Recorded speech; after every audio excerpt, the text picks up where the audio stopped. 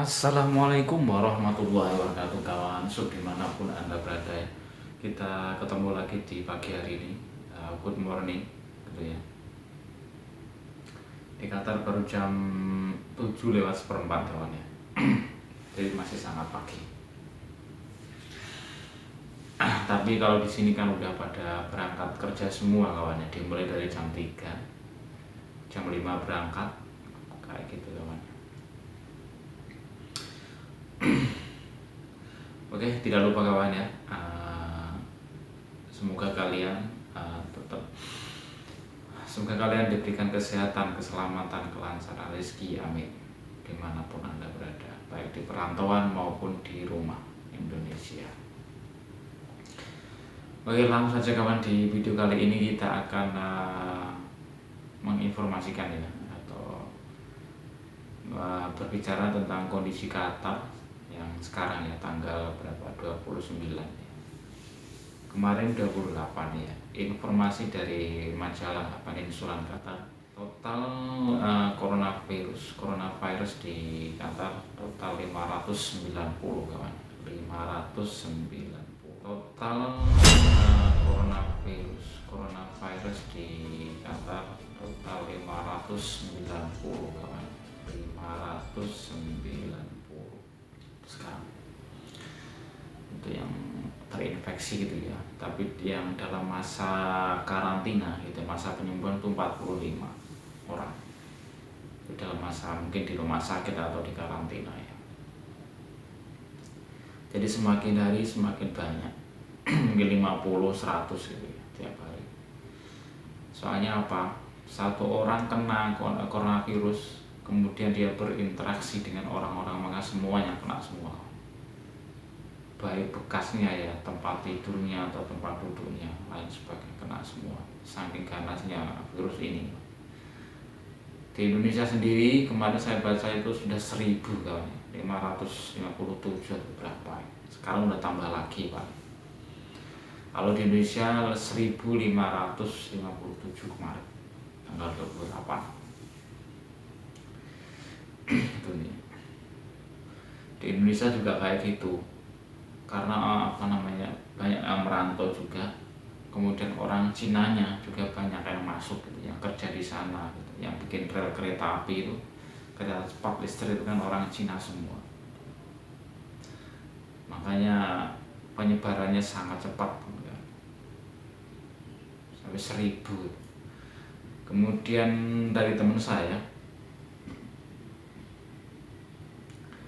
ya, di Bangladesh sana 45 kayaknya, 45 atau berapa, yang di Nepal baru 4 katanya, 4 atau 5 gitu.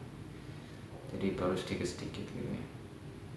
Soalnya kan orang Cinanya di stop, timbul permasalahannya kan orang Cina gitu.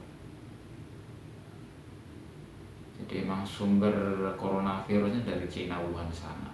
Kok diizinin masuk ya, masuklah virus itu. Makanya di Indonesia udah semakin cepat sekarang ya, karena orang Cinanya paling banyak, keluar masuk.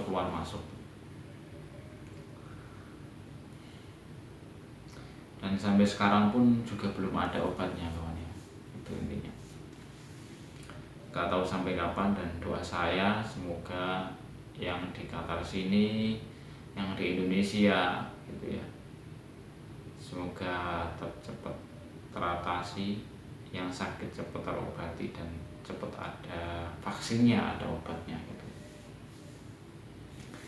Kemudian buat teman-teman ya, mungkin warga di Indonesia, harap sabar, tenang gitu ya. Ikuti aturan yang ada gitu. Terus kondisi Qatar yang kedua kalinya itu ya belum di lockdown kawan ya, satunya belum di lockdown Qatar ini, cuma banknya ditutup, istilahnya mau kirim udah nggak bisa gitu kan. Jadi bank-bank pengiriman, terus pusat bank 2 sana juga di close dari tanggal 25 kemarin. Jadi sekarang kalau punya uang banyak pun ya cuma disimpan aja, paling buat shopping gitu seperlunya. Jadi imbauan saya, mungkin teman-teman yang ada di sini Qatar ya, Kalau misalnya nggak bisa kirim ya udah gitu ya, ada sih caranya gitu ya lewat aplikasi, tapi kan rate-nya atau kursnya kan sedikit kecil gitu, maka sangat rugi sekali gitu loh, buang-buang uang saja. Bisa kirim tapi kursnya sangat sedikit, itu artinya membuang uang. Jadi mendingan nggak usah, kecuali yang memang benar-benar mepet atau sangat dangerous sekali ya, itu doruri ya, gitu. Itu nggak apa-apa. Kalau yang santai-santai saja ya disimpan saja, ditunggu kapan waktunya nggak tahu, ntar kalau udah dibuka baru dikirim. Itu kan kita sambil apa kawannya, menabung dulu lah. Tapi kalau yang berkeluarga punya anak istri ya apa namanya, harus kirim gitu ya, mau nggak mau harus kirim, soalnya emang tanggungan ya, tanggung jawab. Kalau nggak makan ya di rumah misalnya, tanggungan kita anak dan anak istri kita ya, yang dosa kalau ya. Jadi kita harus lihat dia kondisinya kan. Terus kemarin saya baca lagi ya, informasi dari Pak Ganjar Pranowo ya, dari Gubernur Jawa Tengah itu. Dia mengimbau bagi warga Indonesia yang masih merantau di luar negeri, harap ditahan dulu kalau mau pulang gitu, isi pidato gitu, ditahan dulu gitu ya. Mohon ditahan dulu, kalau masih sayang keluarganya dan warga Indonesia, kayaknya seperti itu kan.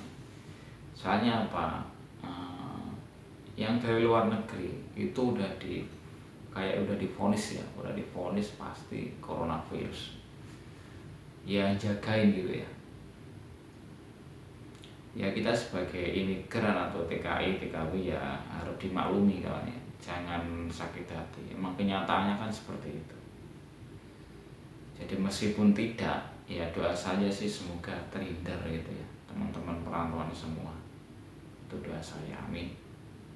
Tapi dengan adanya artikel atau mungkin video ya yang bunyinya seperti itu, ya kita harap maklumi saja ya, demi keselamatan orang banyak, intinya seperti itu. Jadi nggak harus pakai emosi gitu. Apa saya nggak punya penyakit seperti itu, kita kan nggak tahu gitu. Namanya di perantauan kan, kita kan kumpul campur berbagai negara, kita nggak tahu yang kena virus mana, yang nggak mana, kita nggak bisa deteksi. Deteksinya kan cuma pakai ini radar doang, radang apa namanya, penurun panas temperatur ini. Kalau memang melebihi 38 ya harus dikarantina dulu lah, dicek dengan signifikan atau intensif ya, itu aja. Padahal ya lain-lain gejalanya itu banyak ya, seperti batuk, demam juga banyak kan, yang mirip-mirip kayak apa ya, itu flu, orang flu biasa kan, kayak gitu. Kalau informasi orang meninggalnya di Indonesia berapa kemarin ya, 19 atau berapa ya yang meninggal. Jadi meskipun udah jadi mayat pun ya, itu ya bisa menjangkiti ya, bisa menulari. Makanya dari pihak keluarga ya harus hati-hati. Oke lah, katakan saja menghormati gitu, dengan memandikan atau apa. Tapi dalam kondisi yang apa ya, yang kayak gini ya, ya mau nggak mau ya harus pakai pelindung atau apa gitu, atau minta rekomendasi atau anjuran dari pihak kesehatan, dokter ya. Itu gimana caranya? Emang kondisinya seperti ini gitu ya. Jangan asal apa namanya, melakukan sesuatu tanpa mengetahui cara-caranya gitu. Yang terpenting, karena imbasnya atau resikonya ntar kita semua kena gitu. Sok-sokan lah, iya saya mandiin karena ini ya, keluarga saya ya, oke.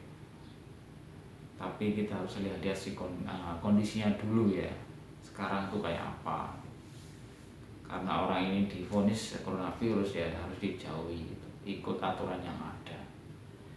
Kalau melihat videonya kan cuma dia taruh peti langsung diseret gitu, masukin supaya nggak tertular, saking ganasnya masalah. Kalau dalam Al-Quran itu mungkin hadis Al-Quran itu ya penyakit taun itu kayaknya.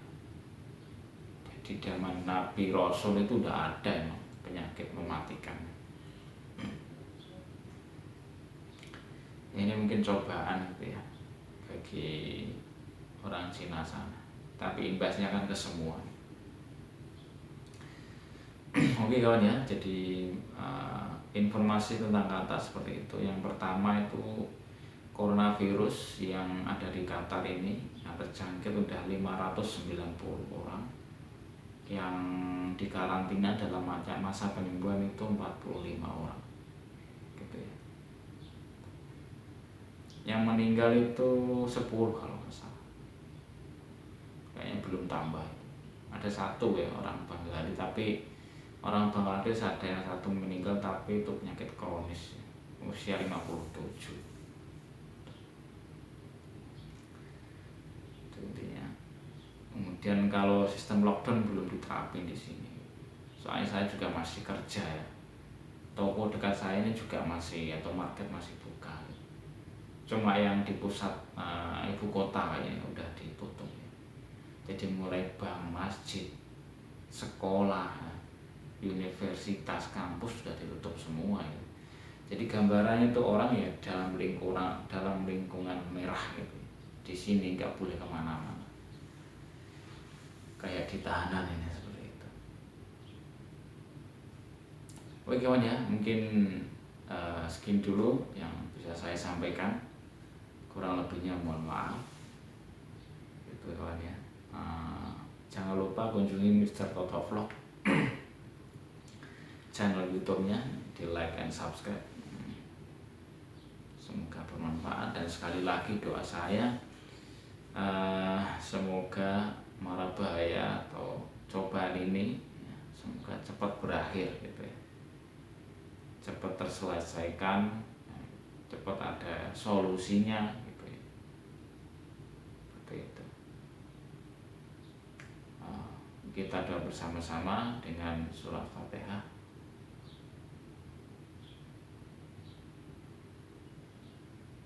Al-Fatihah.